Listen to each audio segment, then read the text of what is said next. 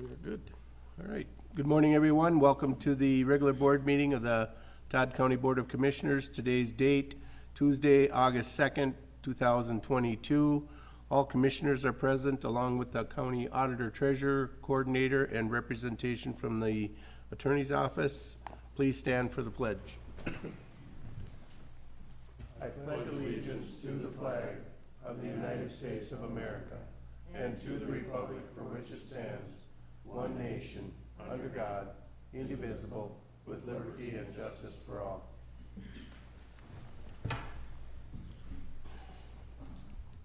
Amendments to the agenda. Mr. Chair, I have one amendment, and that is for 7.1, 8.1, to have that removed from this meeting and placed on the August 16th meeting. Which one now? 8.1. 8.1 would be removed from this one and added to the August 16th meeting, correct? Yes. Okay. Any other amendments? Motion to approve the agenda. Okay, I have a motion to approve the agenda with the amendments. Amendment agenda. Is there a second? Second. Second by Becker. Discussion? Hearing none, all in favor say aye. Aye. Aye. Opposed? Carried. Consent items? Today we have meeting minute approval for July 19th, 2022, gambling permit for Rotary Club of Sauk Center, resignation home health aide Trista Metcalf, 8/9/2022, and appoint part-time deputy auditor treasurer Faith Rentina, start date 8/3/2022. Okay, you've seen the list for the consent items. Looking for a motion. So moved. Motion by Kircher. Is there a second? Second. Second by Newman. Discussion? Hearing none, all in favor say aye. Aye. Aye. Opposed? Carried. Auditor Treasurer. First item I have today is the auditor warrants for July of 2022. Background was sent for your review. The recommendation is to approve the auditor warrants with an ACH and a regular manual payment totaling in the amount of $1,331,797.53. Okay, you've seen the board action for the auditor warrants totaling $1,331,797.53. Looking for a motion. So moved. Motion by Newman. Is there a second? Second. Second by Kneisel. Discussion? Hearing none, roll call. Commissioner Newman? Yes. Commissioner Kneisel? Yes. Commissioner Becker? Yes. Commissioner Kircher? Yes. Commissioner Erickson? Yes. Next item I have then today is the commissioner warrants. Background was sent for your review. Recommendation is to approve the commissioner warrants with an ACH and a regular manual payment totaling in the amount of $73,618.71. Okay, you've seen the board action for the commissioner warrants totaling $73,618.71. Looking for a motion. So moved. Motion by Becker. Is there a second? Second. Second by Kneisel. Discussion? Hearing none, roll call. Commissioner Becker? Yes. Commissioner Kneisel? Yes. Commissioner Kircher? Yes. Commissioner Newman? Yes. Commissioner Erickson? Yes. The next item I have is the Health and Human Service Commissioner warrants. Background was sent for review. Recommendation is to approve the Health and Human Services Commissioner warrants with an ACH and a manual payment totaling in the amount of $31,889.12.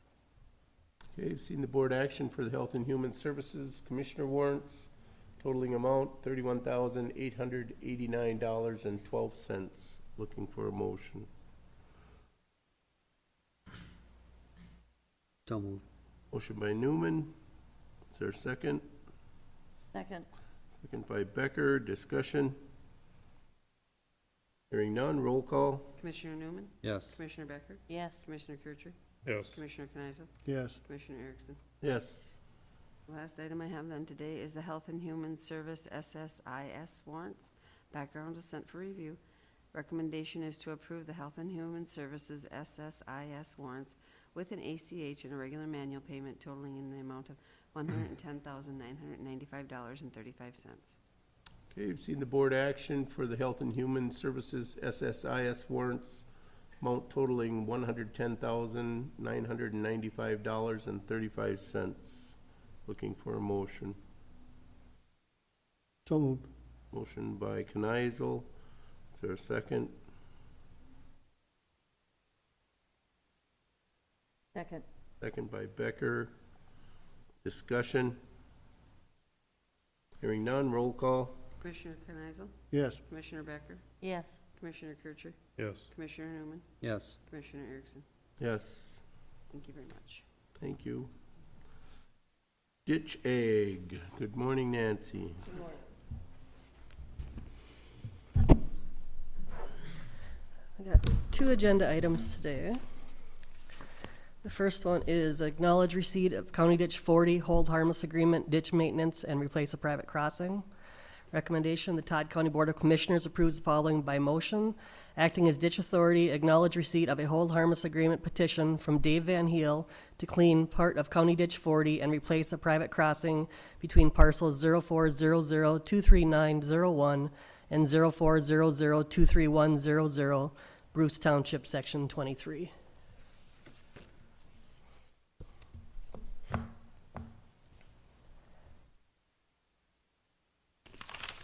So moved. All right, we have a motion to approve the hold harmless agreement. Approve acknowledging the receipt of the Oh, hold I'm harmless. sorry, acknowledge receipt of the hold harmless agreement for ditch 40. Motion by Kircher. Is there a second? Second. Second by Becker. Discussion? Hearing none, all in favor say aye. Aye. Opposed? Carried. Okay, second agenda item is County Ditch 8, hold harmless agreement for ditch maintenance.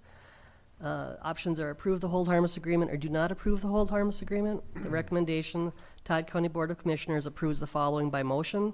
Acting as ditch authority, approves a hold harmless agreement petition from Aspen Plantation LLP to clean approximately 2,835 feet of County Ditch 8 located on parcel 2600-27401, Ward Township, Section 28. This project will be done at their own expense.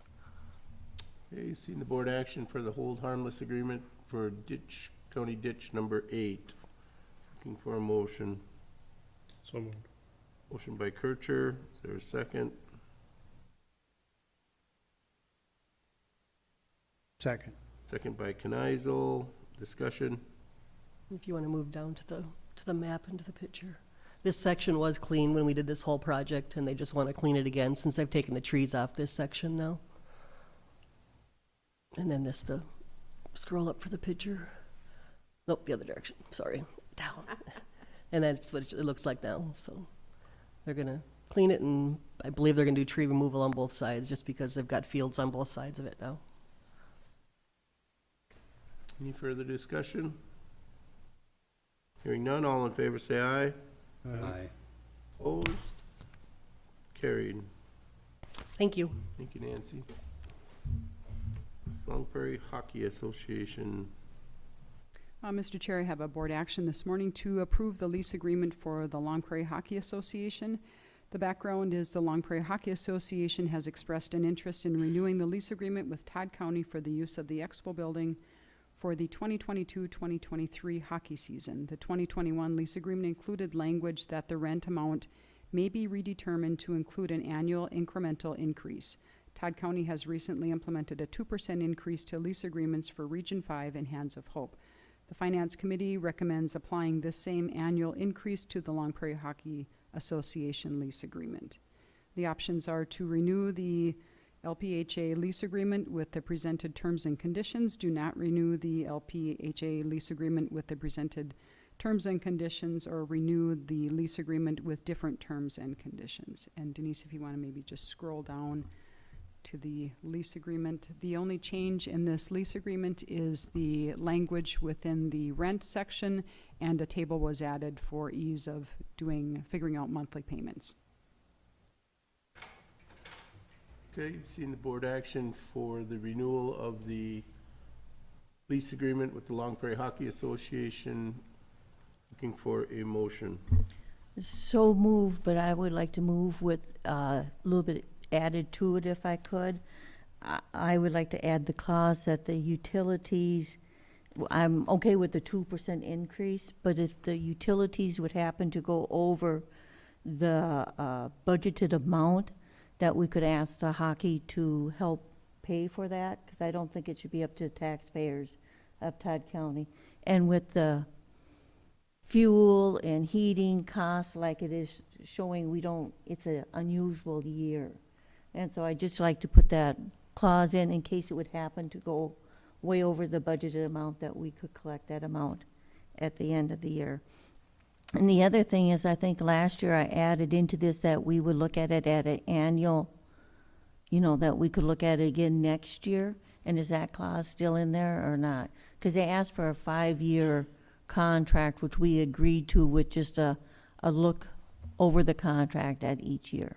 So, Mr. Chair, Commissioner Becker, the only language that was changed, which is why I have the strike-through showing there, is just the change to the adding the 2%, the incremental. So where you see that red line, that's what the original contract stated.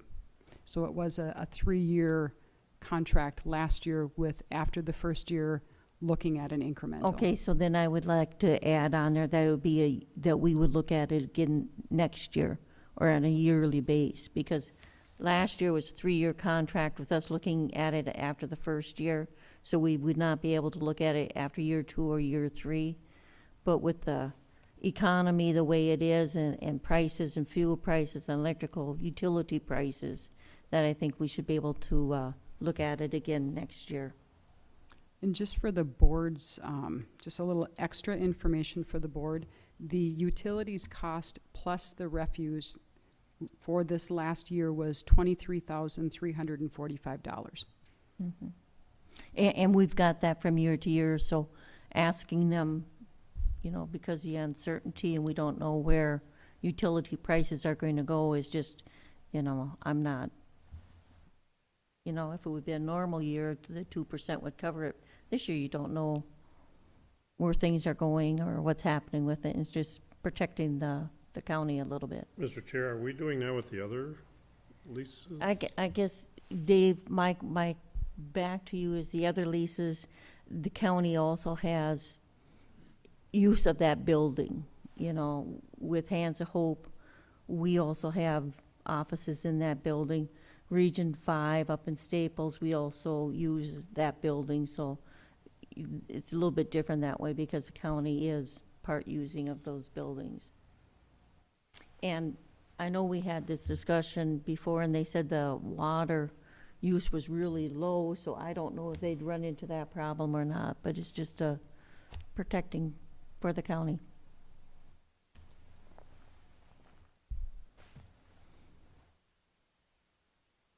Mr. Chair, to answer Commissioner Kircher's question, we have not done that with the other two. And if I may, Mr. Chair, could somebody explain to me, there's an initial payment and then there's a monthly payment, so how does that work? The initial payment is a monthly payment too of the first time? That is And then correct. after that, it's the 3,000. That is correct. So each year they've had this initial payment historically of the $4,500. So we've just continued that Okay, with when they take ownership, I shouldn't say ownership, but when they rent the building on that September 15th, that's their first payment, and then after that, it's just divided out to equal that total. And the amount of increase for this upcoming season, the 2% equated to $520.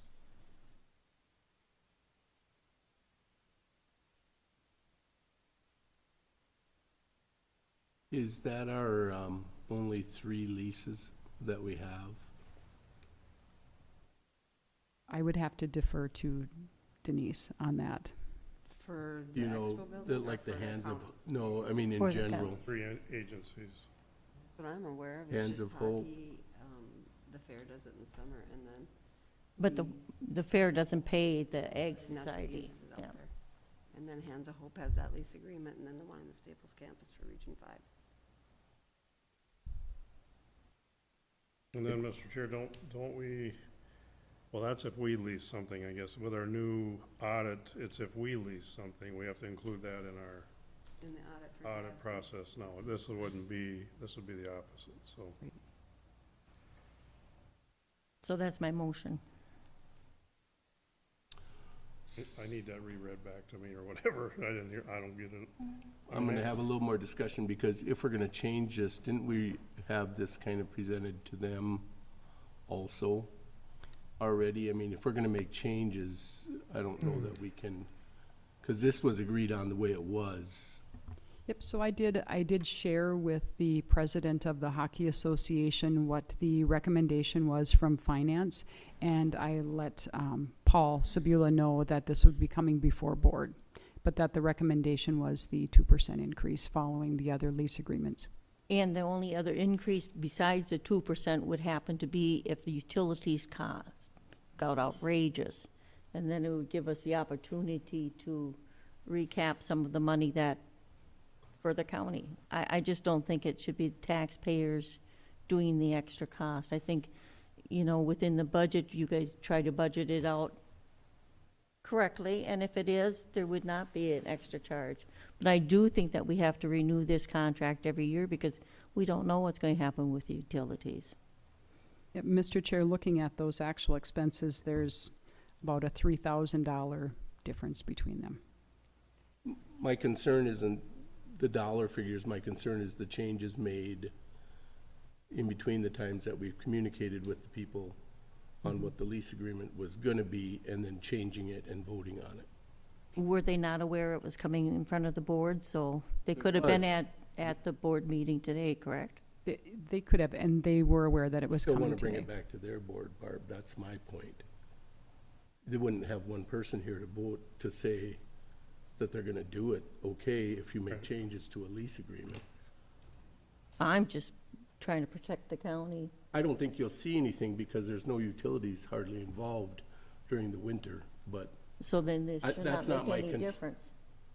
my concern is they don't have anybody here for representation. If it was something you were on, you would want to have it back to your board. Well, then, do you want to table it? We could, doesn't matter. Well, that wouldn't do any good because then Chris doesn't know what to negotiate. If the board doesn't, what we could do today is pass what Barb is saying and offer it back to them in a renegotiation. Right, they wouldn't have to necessarily Right, agree right. to It what's wouldn't on take here. effect, it would just be a new negotiable item, so. That's my point, is Yes. it doesn't, And it's a good point because their board would have to discuss it, so.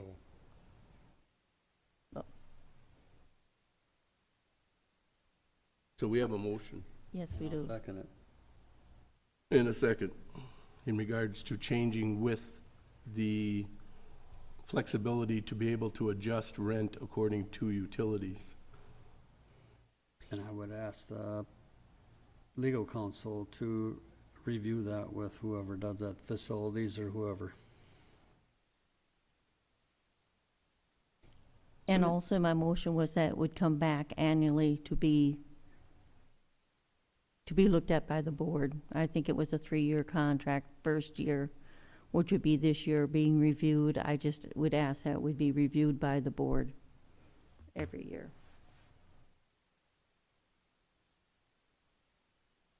So, Mr. Chair, then the motion would include that I bring this back on the 16th of August?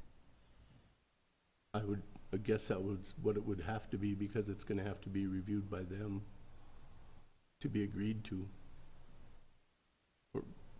Well, I would I ask, don't know. I would ask that they be present too, because if they want to have discussion with us, then we can discuss it with them. But I think I'm thinking Barb's proposal is to send this as a negotiable item back to their board.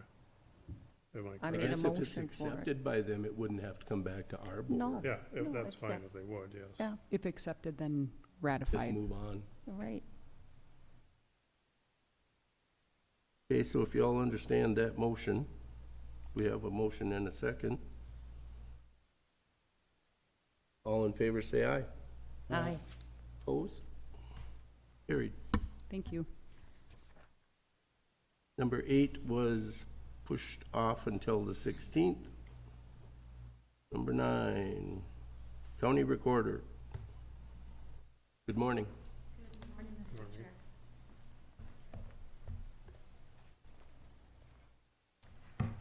So I have a board action this morning for designating a new driver's licensing agent. The background on this is I am resigning from the Minnesota Department of Public Safety driver's license agent Station 677 position, and the county needs to designate a new individual for the position to the Minnesota Department of Public Safety. The agent is affiliated with a specific person, not a position or a title. Kim Basil possesses the required training and certification along with the knowledge for the agent position. Options are to designate Kim Basil as a driver's licensing agent for the Minnesota Department of Public Safety Station 677, or decline to designate Kim Basil as a driver licensing agent for the Minnesota Department of Public Safety Station 677. Recommendation is to adopt the attached resolution designating a new driver licensing agent. Okay, you've seen the board action with the options.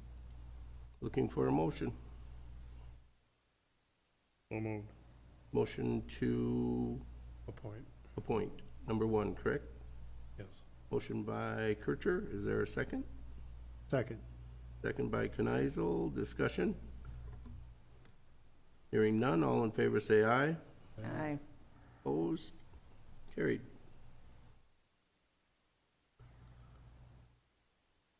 Mr. Chair, the next board action is to accept the resignation of Linda Doust as Todd County Recorder. The background is Linda Doust has submitted notice of resignation of County Recorder effective October 31st, 2022, and the options are to accept the resignation of Linda Doust, Todd County Recorder, effective October 31st, 2022, or do not accept, and the recommendation is to accept.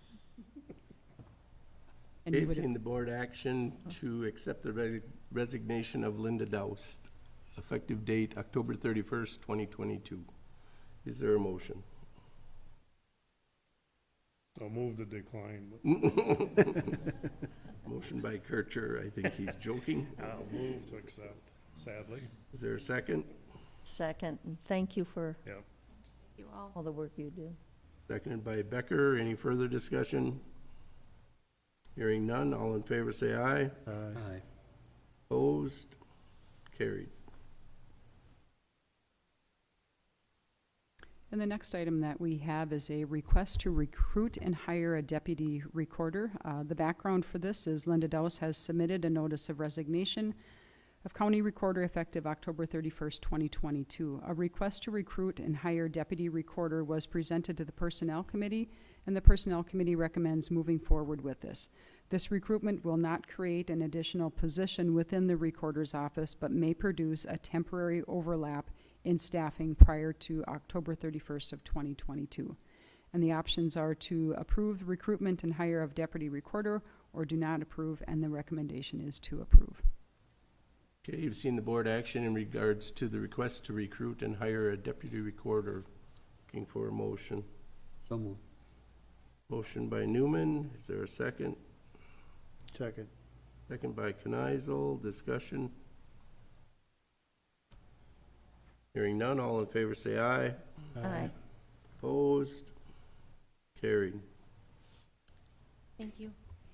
And the final board action that I have is the Office of County Recorder vacancy discussion.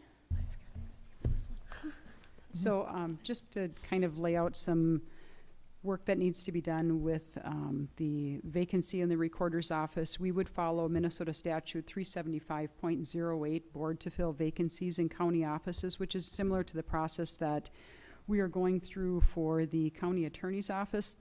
A little bit of a difference with specific to the county recorder's office. The statute states that when a vacancy occurs in an office that has a chief deputy or first assistant, the chief deputy or first assistant may perform all duties and functions of the office until it is filled by appointment by the county board. So that would, if we were in a very short time crunch and Linda was leaving sooner rather than her October timeframe, the chief deputy would be allowed to take over that in the interim timeframe between now and that appointment, but we can move forward with the same process of appointment for the county recorder. So that was just a discussion item. Yep, and we've had discussion with that with personnel and stuff too. No motion needed, correct? No. Okay, thank you very much. Thank you. Thank you. Thank you, Linda. Thanks.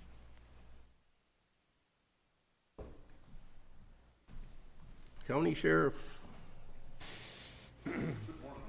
Morning, Steve.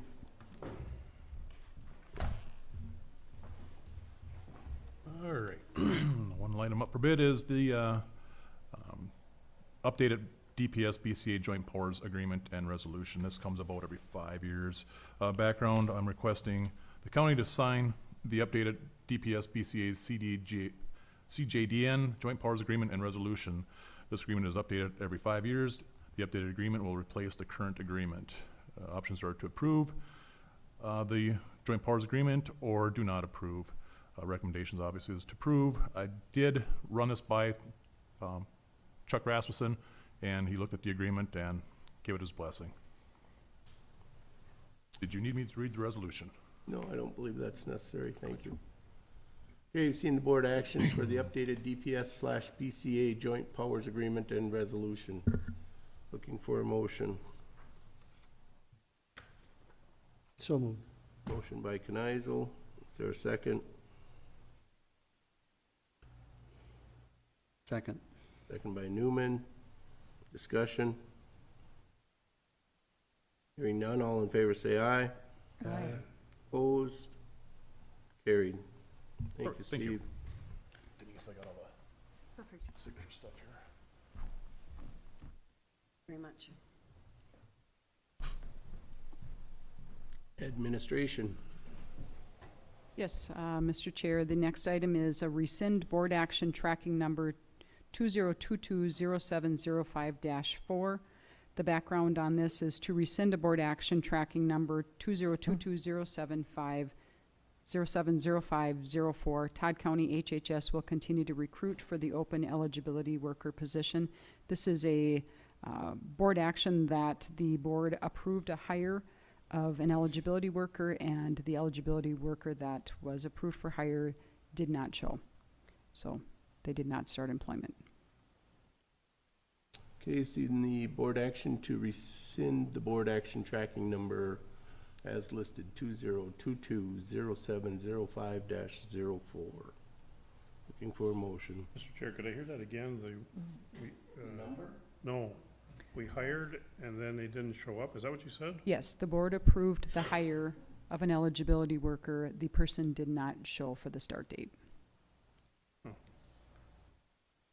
Okay. Do you want the number again? Must too? be it must be a new generational thing. I don't know, but So that person was assigned this number, so we gotta get rid of this number, or what? What was the board action for? It's the board action, and it's a way to show that this employee did not actually become an employee of the county. it wasn't actually. Heard that before. Not here, but other places where they don't show up. Okay, I think I already gave you the board action looking for a motion type speech. So move. Motion by Becker. Is there a second? Second. Second by Kneisel. Any further discussion? Hearing none, all in favor say aye. Opposed? Carried. Thank you. The next board action that I have is to approve appointment to fill vacancy in the Office of County Attorney. The background for this is a letter of resignation has been received from County Attorney Chuck Rasmussen and accepted by the Board of Commissioners on July 19th, 2022. Under Minnesota statute sections 382.02 and 375.08, when a vacancy occurs in the Office of the County Attorney, the County Board shall fill it by appointment. Chuck Rasmussen's last day of employment will be August 12th, 2022. A letter of interest has been provided by Assistant County Attorney John Lindeman to fill the vacancy of County Attorney. The options are to appoint Assistant County Attorney John Lindeman and fill the vacant County Attorney position for the balance of the current term, or do not appoint, and the recommendation is to appoint. Okay, you've seen the board action to approve the appointment to fill the vacancy in the Office of the County Attorney. Looking for a motion. So moved. Motion by Kneisel. Is there a second? Second, but I think we should have a date in there, don't you? Second by Kircher with suggestion for a date. I apologize for that, Mr. Chair. Commissioner Kirchhoff, that would be a date effective August 15th of 2022. Okay, so, excuse me, but if Chuck's last date is the 12th, then John wouldn't take over until, Monday. He would actually take the oath on that following Monday. okay, gotcha. The Okay, 12th is a Friday. okay. Any other discussion? Hearing none, all in favor say aye. Opposed? Carried. And with the passing of that board action, the next action is to approve of leave of absence for Assistant County Attorney. John Lindeman has been appointed interim county attorney for the remainder of 2022. John Lindeman has requested a leave of absence from his current assistant county attorney position effective August 15th, 2022, until the county attorney is elected and seated in January of 2023. The options are to approve leave of absence for John Lindeman, assistant county attorney, to fill appointed interim county attorney position until the county attorney is elected and seated in January of 2023, or do not approve, and the recommendation is to approve the leave of absence.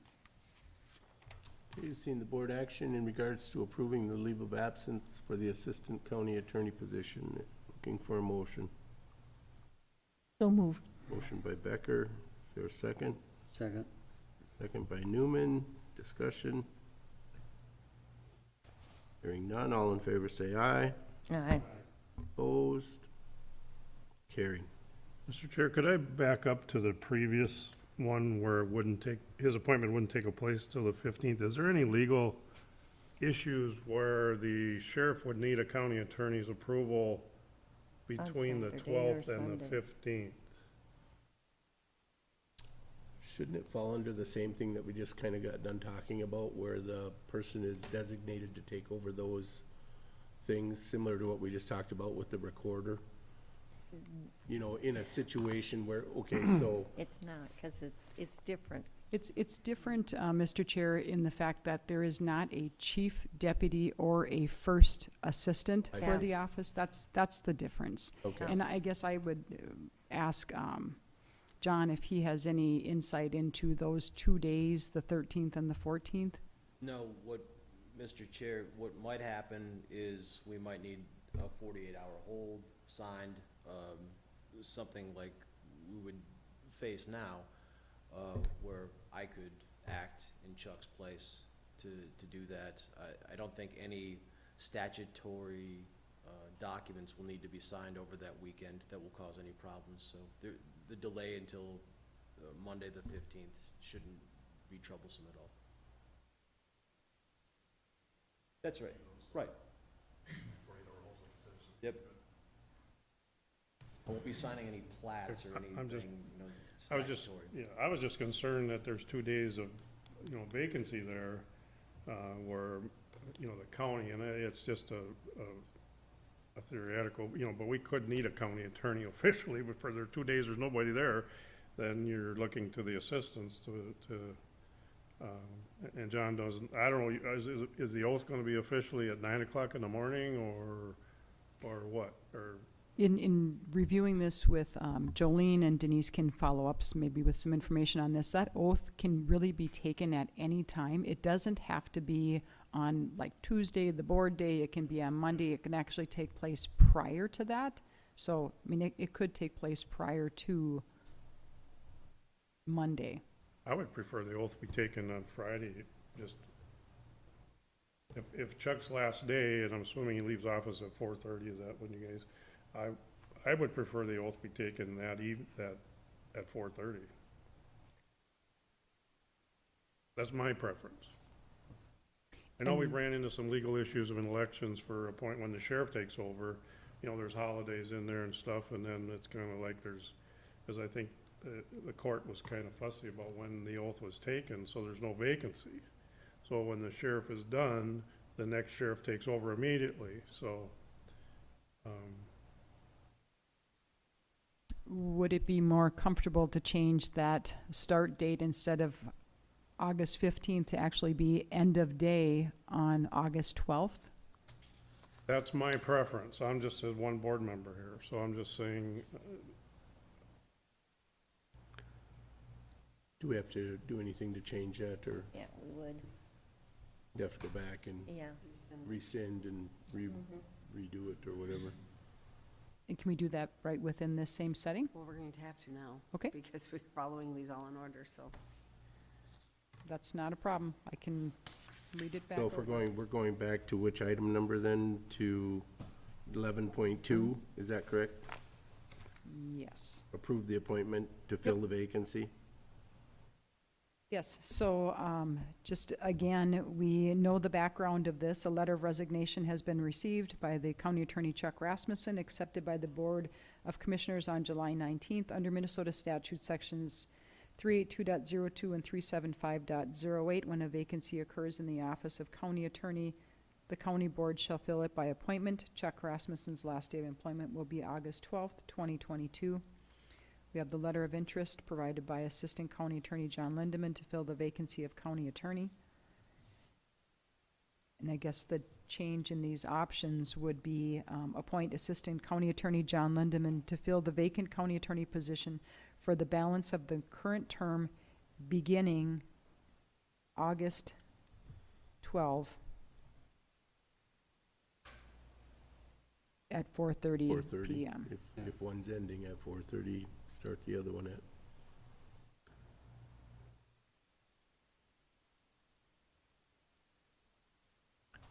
Do we have to have an actual rescind of that first one? I think we officially should. Yes, Okay. you have to rescind the first one, and then So on that, we had Kneisel and Kircher. So Mr. Kneisel, would you I like, can rescind that, my motion. motion has been rescinded by Kneisel, the second was Uh, by you, I will agree. okay? And then we need a vote on that, I would guess, correct? Yes. Motion to rescind Yes. the initial motion. All in favor, say aye. Aye. Opposed? Carried. Now I'd look for a motion for the board action as restated, to appoint the Assistant County Attorney to fill the balance of the current term starting at August 12th at 4:30 PM. So moved. Motion by Kneisel, Second. second by Kircher. Any further discussion? Hearing none, all in favor say aye. Aye. Opposed? Carried. Thank you. Yep. The final board action that I have today is to establish salary for appointed interim county attorney. John Lindeman has accepted the appointment of interim county attorney with an effective date, and this will change to August 12th, 2022 at 4:30 p.m. The Todd County Board of Commissioners is required to set a salary for this interim appointment. Todd County Personnel Policy Section 6.02 provides a process for promotional pay. However, the personnel policy does not address positions that are not included in the pay grade step system, such as elected officials. Salaries of elected officials are governed by Minnesota statutes and are set by county board.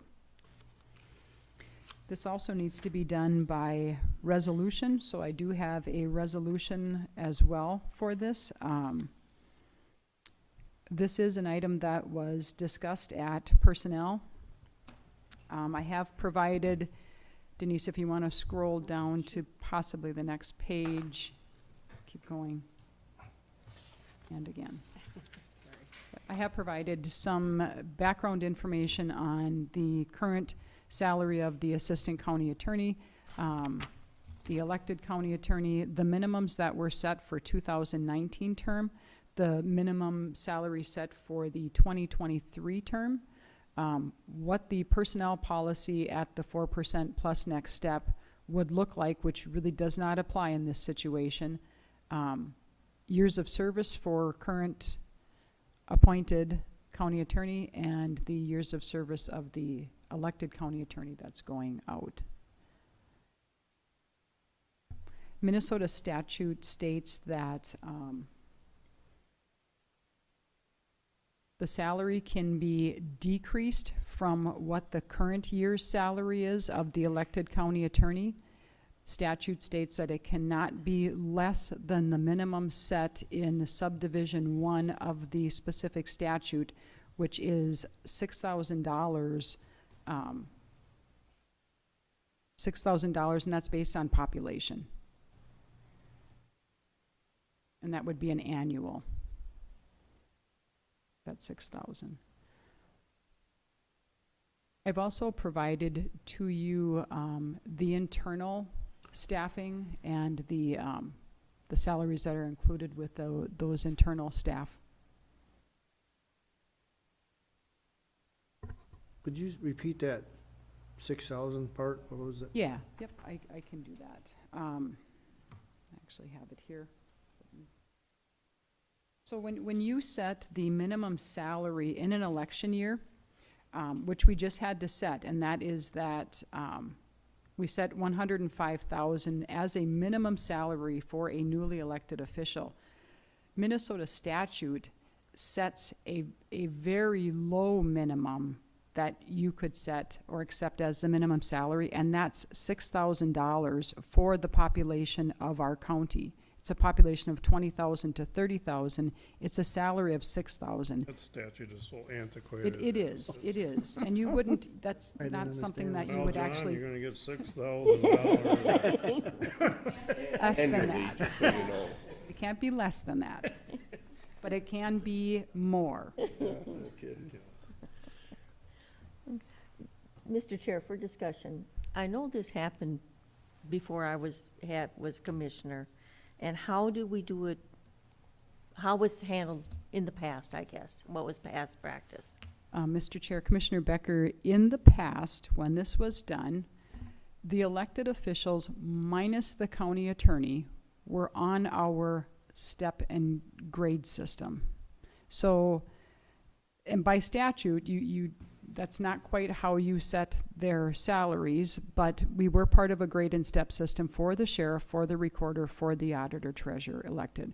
And at that time, the 4% plus next step was applied and could be applied because there was a grade to go into. So when a chief deputy moved into an elected or appointed role, there was an actual grade established. There is no grade established for this position or for any of the elected positions any longer. So that method can't be applied in this situation because there's not a grade to put the person into. But, okay, now like Denise, when you were moved, you got a 6% increase from your salary then? I was a chief. Okay. That's the difference. I was a chief, and then I put a letter of intent in. Okay, And I was accepted, and then I got a 4%. And then if you weren't at the step, you got moved to the next step. If you were like in between, if you didn't get on a step, you got moved up to a step. okay. But So- I'm a little different because I was a chief deputy moving in, and I'm on a step system, or was. In John's case, Jane would be actually one step higher in pay than what you are, right? Correct? That is correct. Okay. Or, just remember, Commissioners, the elected officials have an well, they don't have an obligation, they have a right to appeal their budgets, which includes their salaries.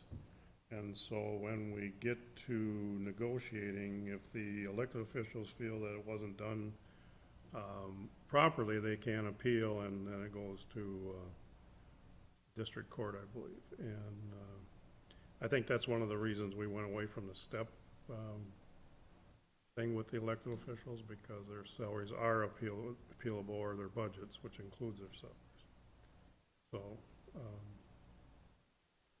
we should always keep that in mind when we're negotiating with them. But This would just be filling out the term because you'll be negotiating after Right. election. After, For your, Right, but coming up for Yeah. 23, if the salary, is not negotiated, and, well, let's say John, for instance, says, I don't feel that's right, he could appeal. Right. And But today we're just setting the salary Right, from August till well, the end of December, right. basically, 'cause- First. yeah, Correct. until after the election. So- Okay. So if we go with the 7%, which I know in personnel, we had a discussion about the 4 and the 6, where it says 6 average, our steps are 3%. So if you go 4 and 3, that's 7, okay? And that's $119 a week extra, or $478 a month extra, or finish out the year $2,100 more on his salary, if we go with that 7. Okay? Per month, Randy, or are you It saying? would be $119.58 per week would be his boost if we want that 7%, if my figures are right. So,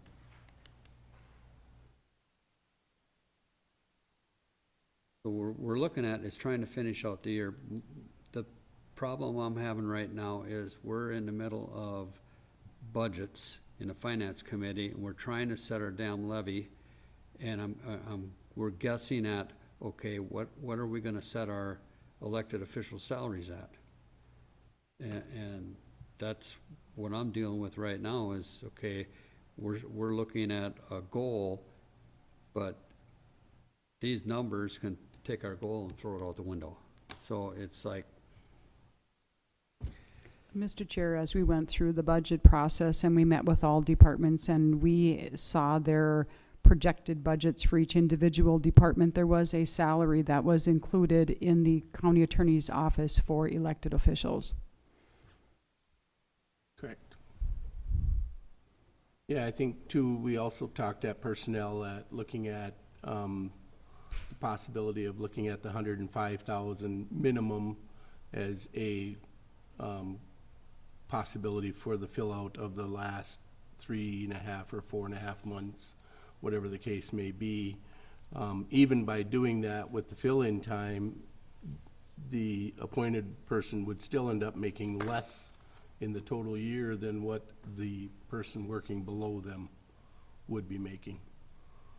And I think that's a lot to ask for someone taking over an office, but I think that would at least be a little bit more fair.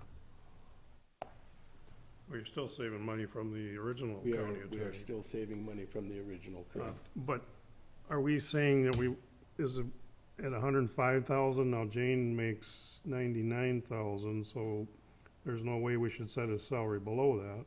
No, And are we, the confusing part is if you raise it up for the 4.5 months, with what he's made so far this year versus, yeah, or added to the change up to that point, it would still total less than the $99,819. I won't, Although during the 4-month period, he would actually be making more per hour.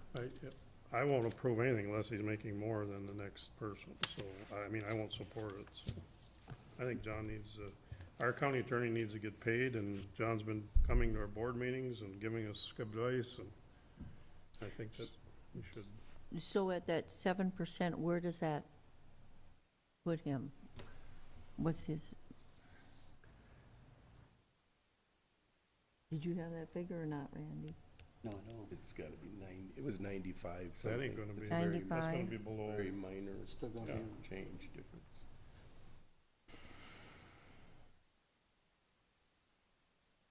Mr. Chair, that would place him at 95,055 as a total annual salary, which we know there's only 4 months. It would be a prorated. We would prorate that. And that would be 95,000. If it was configured as an annual, which it's not, it would be a prorated for the remainder of the months.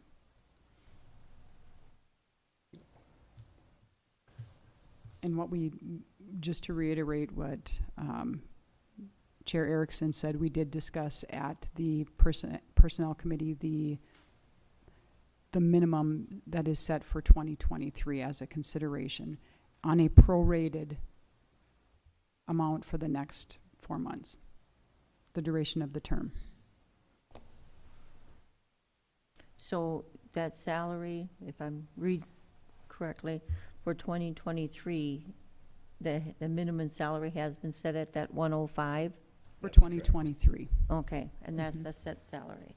But we are discussing 2022 remainder of the term, and that total financial impact would equal that $5,594. What was the minimum salary set for 2022?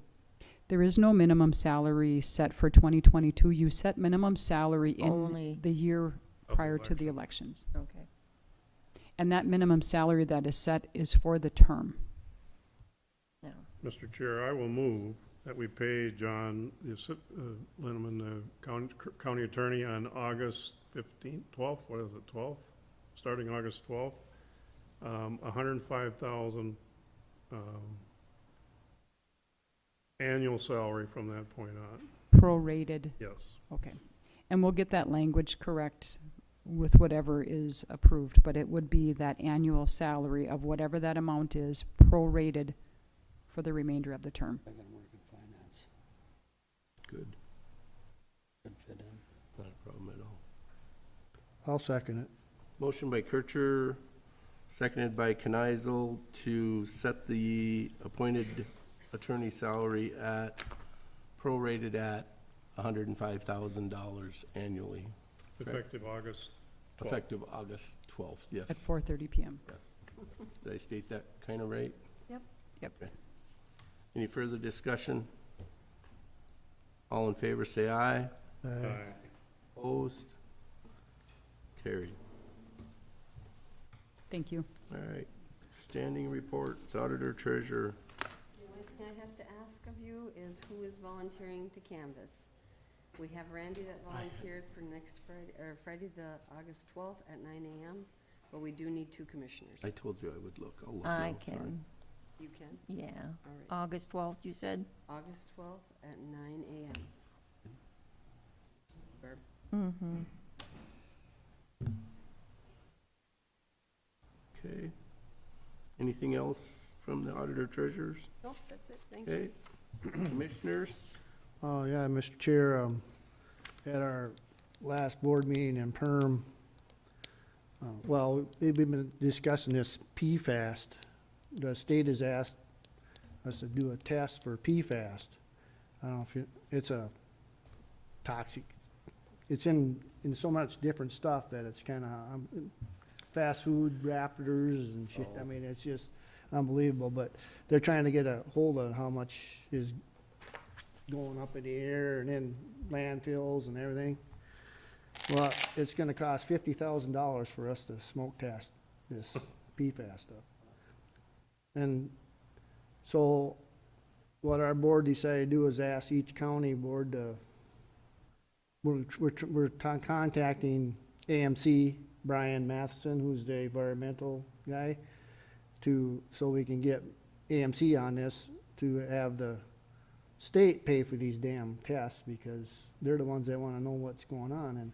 And you can't do this PFAS test when we do the regular smoke test, because the equipment we use has PFAS in it. This is what we're talking about. It's just a bunch of BS. But, yeah. But I know Clay County, they got asked to do their landfill, test their landfill one, and so, I mean, and eventually what they'll do is they'll have everybody test their landfills and everything, you know, Sure. so, but they're just trying to get a hold of how much of this stuff is actually in the environment or whatever, but I don't know. We're just gonna try to get AMC to work on the state of paying for these tests so that, you know, the counties aren't paying for all this crap. Any other updates, input, commissioners? And the Sauk River Watershed meeting on the 19th, their preliminary levy is gonna be looking at, like 10.8%.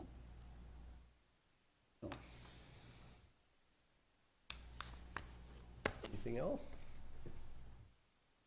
Coordinators? Mr. Chair, just letting you know that I'm continuing to work with the Sauk River Watershed, Birchdale Township, Soil and Water, trying to come up with a date to have a work session in front of the board regarding the Higgins Long Lake high water issue. Anything else? Attorney's office? Oh, nothing new? Nothing new, that's good. Okay, at this point, we will recess until August 16th. And we will start our work session agenda in about 5 minutes.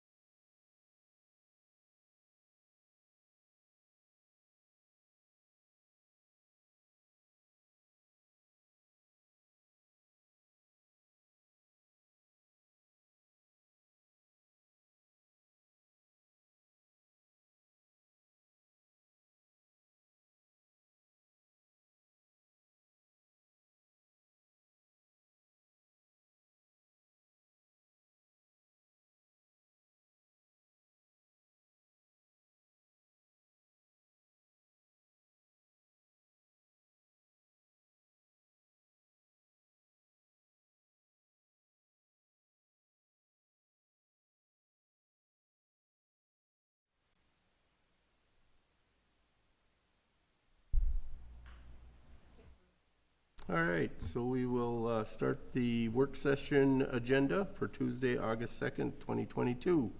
First on the agenda is rezoning commercial properties. Adam. Yes, good morning, Board. I'm here to look at some commercial properties around the perimeter of the city of Browerville. I have two maps up there. If we go to the one, sure, that one works. That property in the center, the Spahala property was recently rezoned from commercial to R2. And if you're able to click to the other map I have, you can see the green to the left side of the image is all R2 zoning. And the properties around there are part R2 and part commercial. And every one of those properties has a dwelling on it. Dwellings are, by today's ordinance, not allowed in commercial zoning. So the commercial district that lies there may not be appropriately placed by today. I was approached after the planning commission by some neighboring properties to this, wondering about that and what it would take to rezone it.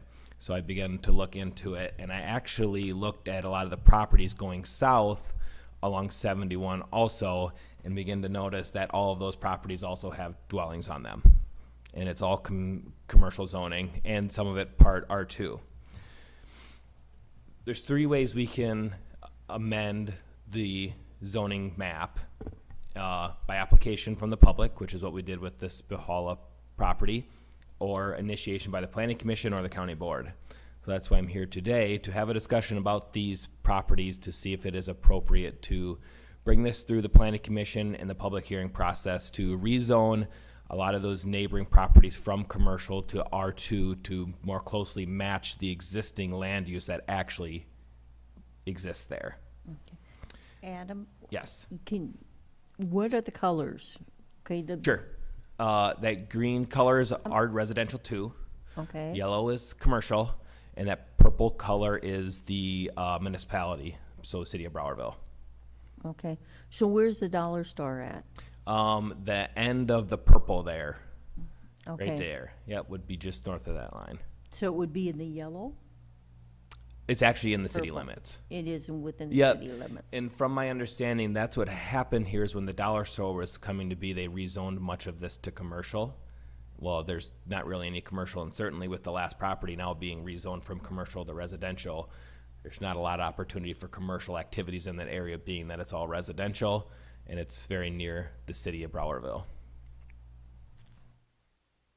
Okay, now on the east side of the road, we've got the clinic, and there's a couple businesses along that side.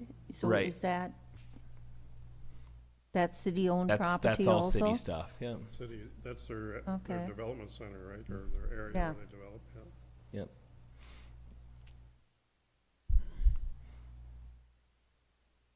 So just some additional information, what the process would be if the board kind of gives me the preliminary go-ahead to pursue this, would be notifying all those landowners that'd be affected, and all properties within 500 feet of those properties in question. We notify the township, the city, and in this case, because it's so near 71, we would notify DOT in that process also. And it would go through the normal planning commission process, public hearing, and come back to the board for final approval later. But I guess what the goal would be today is just to hear concerns, comments from the board, and if this is something that we'd like to pursue. So there's quite a few of those properties, Adam, that have residential homes on them now that are zoned commercial. If you're able to go back to the So other does that map there. affect the sale of that property? I mean, right now, I mean, can they sell it as a residential home and still use it as a residential home? Right, legal nonconformities can continue to exist, but they just don't match the zoning district that they're actually located in. Right. So it may impact some ability to continue to expand or do different things on the properties that already have residential dwellings on them. So if you zone it back to R2, and then a business comes in and wants to make it commercial, what are we in then in a Right, you're situation? potentially limiting the ability of the type of business activity that can happen there. Versus There- if you just leave it alone, Right. it's okay. And, right.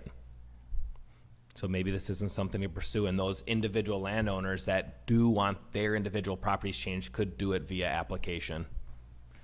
That As way. per needed, if they wanted, Right. or as per Right. wished, I as they just wanted. looked at this on a larger scale, I guess, based on the questions from the public, and saw similar scenarios as you went further south.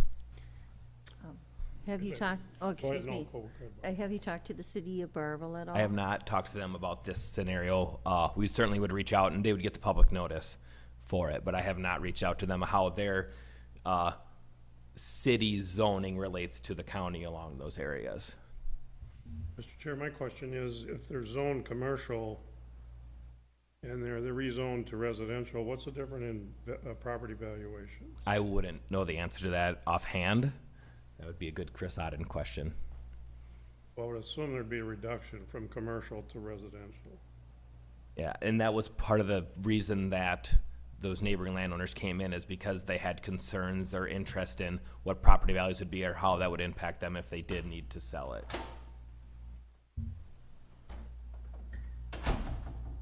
And, Mr. Chair, if I may, I'm assuming when the zoning was set up, that these people were grandfathered into the current. That's correct. Yep. So there's nothing illegal happening there. It's all legal nonconformities. It just would be basically a correction to what the existing land uses actually are. I think that one neighbor wanted to build a garage and they wouldn't let him because he's commercial. Right. You know, But That there's was- gotta be a difference in valuation of Mhm. commercial to residential. Yeah, I don't know enough about property values to answer that I question. don't know if that'll go into effect unless it's used commercially. Well, if it's zoned commercial, I don't know the answer. Maybe Chris could Yeah. tell us if that's, I don't wanna take away something from somebody that's in a good place right now Yeah, mhm. versus going back and forth. I mean, if you Right. once make the switch to residential, and then that person that's in the residential, and it's in a nice commercial location along the highway, wanted Right. to sell it to somebody for commercial and they can't use it, then Right. that's a negative too.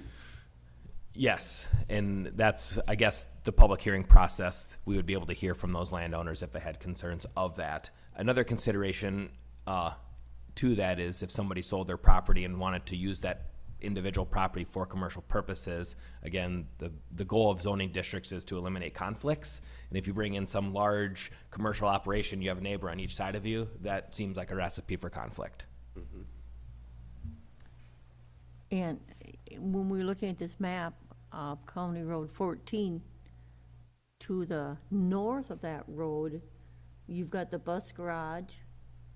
Is there any housing from the bus garage to 71 or not? no, it's a vacant lot. It's, they're vacant, right? Well, there is one house back in there, but that's where, Yeah, there the is. bus owner owns, Exmouth, yeah.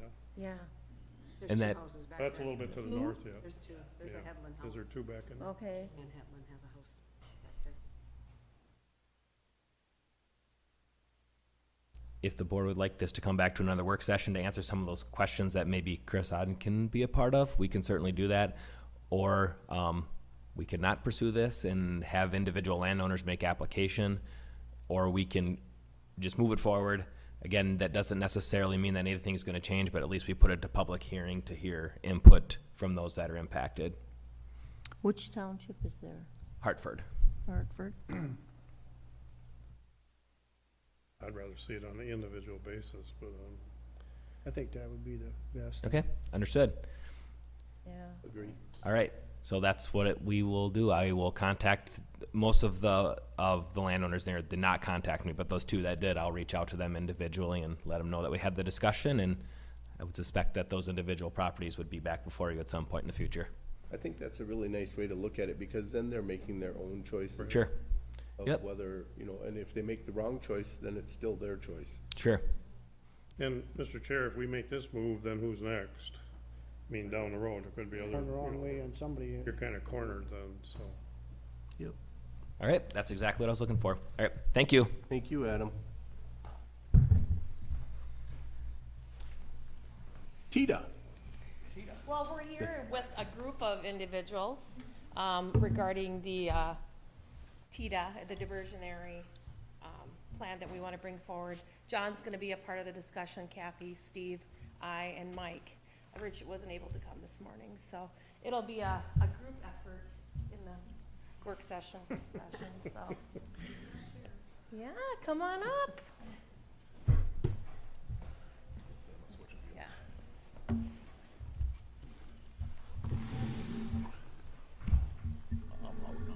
Yeah, you are. Mike, I'll let you kick it off. All right. And then we'll just add as a team, and John, I know that this has been really a passion of yours. You've kind of kicked this off to start. We've been, gosh, talking about this for a year, 6 months for sure. At least a year. Okay, so. So, I'll kind of cut to the chase right away. Health and Human Services has an open adult services position that was an adult mental health position. Ultimately, what we'd like to do, and we've discussed this with Personnel Committee and got the okay to bring it forward to work session, is to fill our vacant adult services position with a social worker to work on our TIDA or TDA program, which is the Todd Integrated Dispositional Alternatives. Basically, it would be a social worker that would work with individuals with mental health or chemical dependency issues that are identified by law enforcement, the Todd County Attorney's Office, corrections, the jail social worker, as being an individual that jail may not be the best place for them, where they'd be given the opportunity to work a service plan or a treatment plan in lieu of jail time. Their charges would basically be suspended or withheld during the time that they're afforded the opportunity to work a treatment plan. At any point during that time, if they are not successful with that or aren't willing to go along with working the plan, we would step back into the traditional civil justice world, and charges would be brought forth and continue down that path. We would have basically the team in front of you here, representatives from each of those agencies, a part of the discussion and the decision-making on who would be appropriate for the program. Ultimately, the Todd County Attorney's Office is gonna have the final say on if charges can be withheld or not. There is some structure around who is eligible. They must be a Todd County resident. Cannot have criminal sexual conduct charges, but all other situations would really be reviewed on a case-by-case situation as well. I think, there has to be some willingness on the person to wanna to go this route instead. So I think this person will work, or this position will work pretty closely with our CRE social worker. Which is the jail social worker. Comprehensive reentry social worker already in the jail, along with the pretrial supervision agent from corrections, and trying to serve the person in the community or treatment setting in lieu of jail. Let's just run through a hypothetical. Let's say this morning, someone comes into the jail who we have reason to believe is suffering from a mental health crisis, perhaps related to chemical dependency. We initially believe that he or she is not going to get the help that he or she needs in jail, and so we figure out, is this person a Todd County resident? Okay, yes, they are. We can talk amongst ourselves, but at some point, we need someone who has the ability to connect this person with services or perhaps placement. That's the missing piece right now. We can do all of those things, all of the screening things, but in terms of, okay, now what do we do? Who do we contact? That's the position that we're trying to fill. And I just think it's gonna be a dynamic, really, really important position, and it's gonna be a game changer for, well, our jail population and for our county. There will be an agreement that the person has to sign on to that's developed. And then I think we'll probably have some boilerplate language in there, but the agreement will also be individualized to the person as far as what their needs are and what their treatment needs and goals will be that they'll need to accomplish in order to have their charges indefinitely held. I support it, but I do have some questions, if I may. And obviously, mental health issues in the jail are a big concern. First of all, crimes against persons, I heard you say a couple of them, but I did not hear you say all of them. So if it's a crime against a person, does that make them eligible? The other thing is, if we're dealing with somebody that's mentally, has some mental health issues, are they capable of signing a contract that is going to send them to a resource that is going to help them? The other thing is, I've always been a supporter of post-conviction, so there is some leverage over someone. In other words, they will go through the process, whether it's sped up or not. I don't know how fast the court system is anymore. But if it's post-conviction, there is some leverage over the individual to maintain the service and complete the service. So that's the questions I have in my mind. I'm fully supportive of it. I just want to make sure that we don't have someone come in and play. And I know you guys are good at seeing through the scams and schemes, but you know, someone could say, yeah, I'll sign that, I want to go. And a week later, we went through all the motions, and a week later they decide they want to leave. Are they able to leave the institution without being returned to the correctional facility? That's a number of questions all in one question, but I just have those in my mind. So, I'll try to dive through them if you can help me out, but, I think that your question about the crimes against a person. Yes. We had, a lot of discussion around that, and I think community safety, That was a big, is a big. thinking like you. Well, we have victims, that's what I'm concerned about, Yep. so. But, I don't think we wanted to write any rule that, because there are, several unique situations, depending on the situation where a person may still be appropriate, but ultimately, the sheriff's office, the county attorney's office, anyone can have veto power as far as someone going onto the program. I don't think it's our intention to try to sneak anybody in against Yep, okay. Donita's opinion, because, ultimately, community safety is something we want to uphold as well. You want to talk a little bit to the post-conviction versus that we'd still have the ability to bring the person in to face their. Oh, yeah, that's one of the things that's different about this proposed program, different from Yellow Line and some other programs in other counties, is that this would be just as useful post-conviction. So if we catch somebody on probation who is suffering from mental illness, chemical dependency, we can tailor their conditions of probation to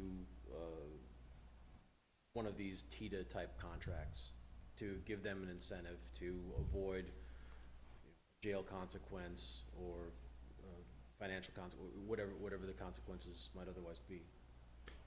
Did I hear you say domestic assault is eligible? It could be. With family situations, they're fluid, and oftentimes the people who are the loudest voices on the day of arrest to put this person away are the loudest voices in court the next morning saying, please send him home. I understand that, John, but I still am concerned about someone not developing, let's say it is a crime against a person, and you send them to this treatment center, him, her, whoever, and they complete it and get out, and there's no charges filed. Well, thus, there's no, criminal record. And so the person has actually wiped his or her slate clean by doing this treatment, but my concern is down the road, if they re-offend, there is not a conviction or anything on the record of the individual. Right. So there are civil remedies available to people, protective orders that would certainly align with what we're doing with TIDA. They could certainly exist along with the individual program that the defendant is going through. But yeah, you're right. One of the incentives to keeping a crime off your record is that it can't be used to enhance future crimes. Right. And so, all the more reason for someone in that situation to do what they're supposed to do, you know, whether it's anger management or chemical dependency treatment or what have you, to avoid those potential consequences.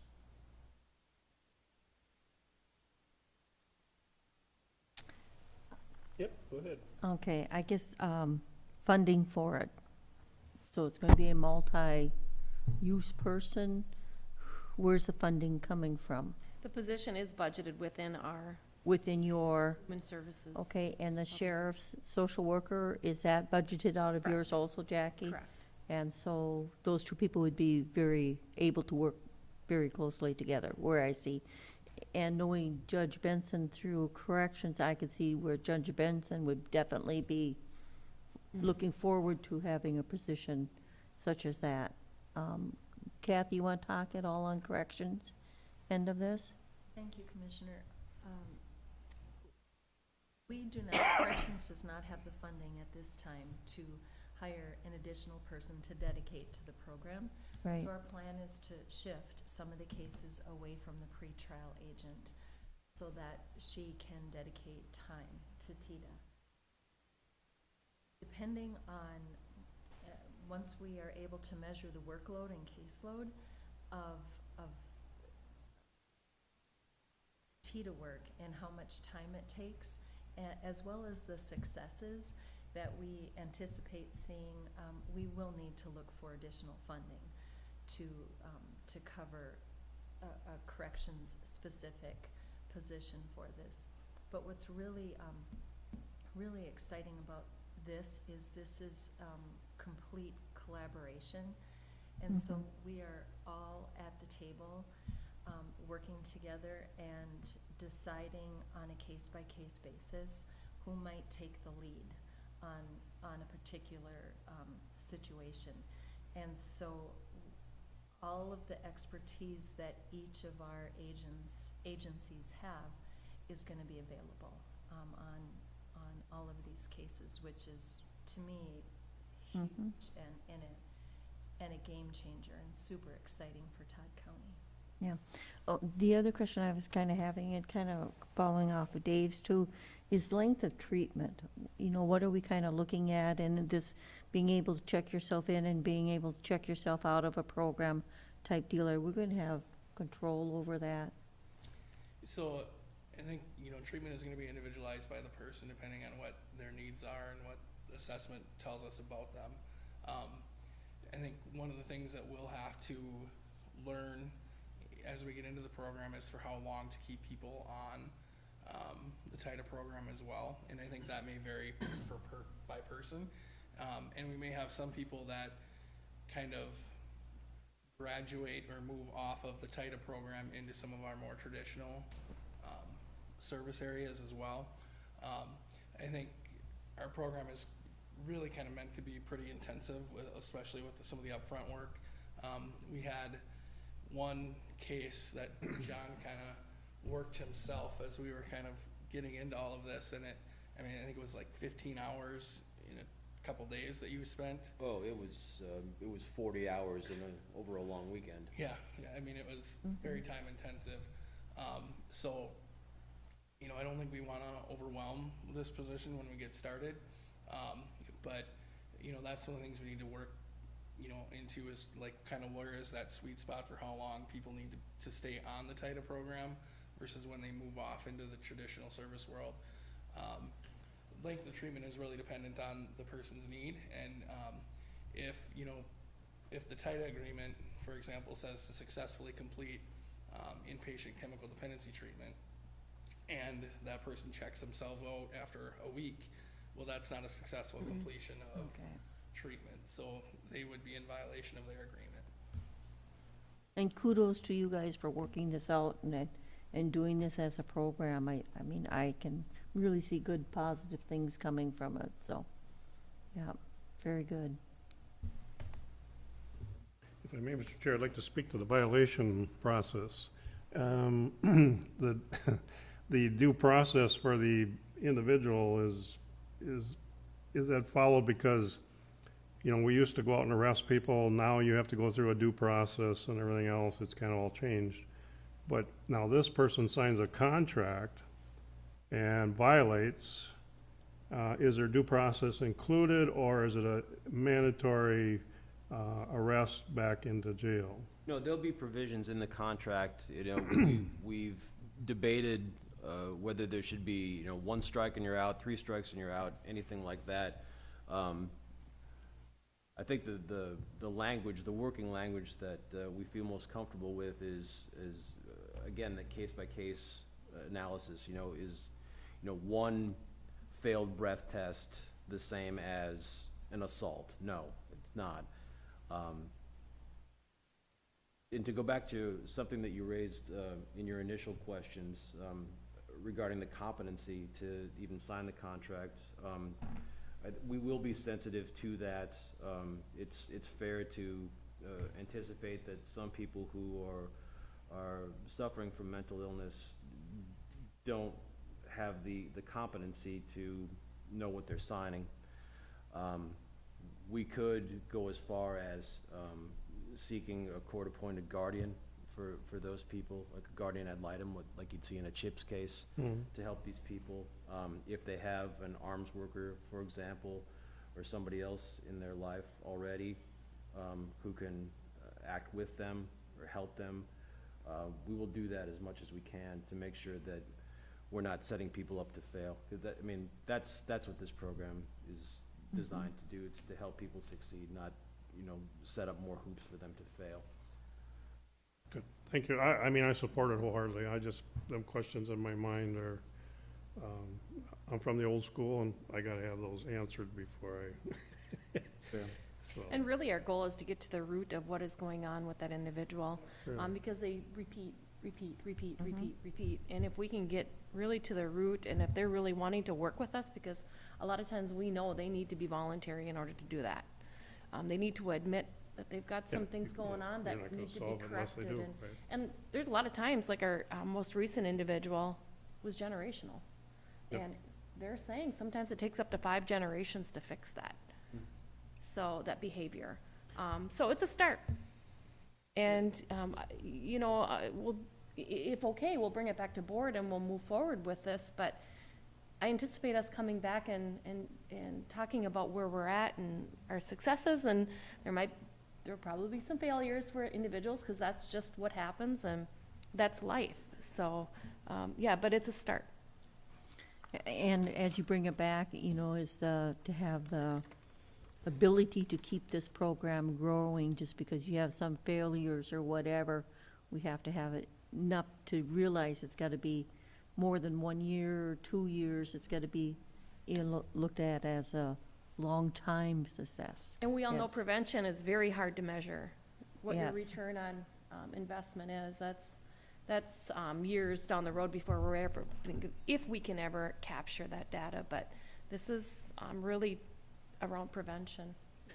And I think, you know, we're going into this expecting to have some egg on our face at some point with some lessons learned. And I think anytime you kind of go into a new venture and kind of try to chart some new territories, that's one thing that we've learned from, you know, Yellow Ribbon and the Community Action Team in Stearns County is that, you know, I think when you're bringing groups together and you're trying to do something differently and work in kind of a different direction than you traditionally have, you're probably going to make some mistakes along the way and have to do some self-correction. And I think we're all up for that and willing to do that as we move forward.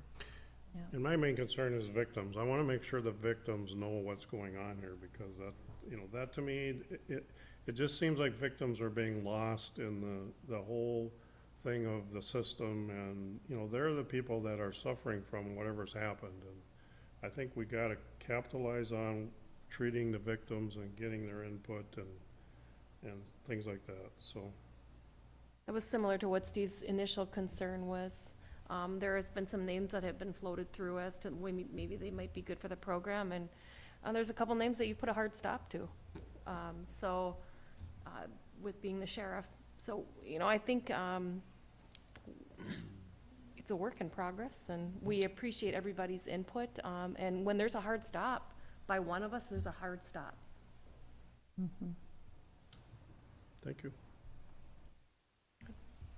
Anything else? I had the privilege of listening to this or a lot of the presentation and stuff through personnel, and I definitely fully support it also, so I think it's a great start to a program. And it's been kind of nice that we've been able to kind of morph it the way we feel would be best fit for Todd County. Blue Earth has got an amazing yellow line project that many counties have taken on. Even with our CRE position, our social worker in the jail, we've kind of done what works best for us, and we're trying to do our due diligence for this program as well. So just on a selfish portion for me, I mean, if we can get some of the mental health out of our jail, they're extremely taxing on our employees. To deal with a mentally ill person in a jail, it's very, very labor intensive, and it burns our people out, and I think that's part of the reason I've had people say that in our jail, I'm quitting. I had one guy said, I'm quitting because I didn't sign up to be a mental health worker.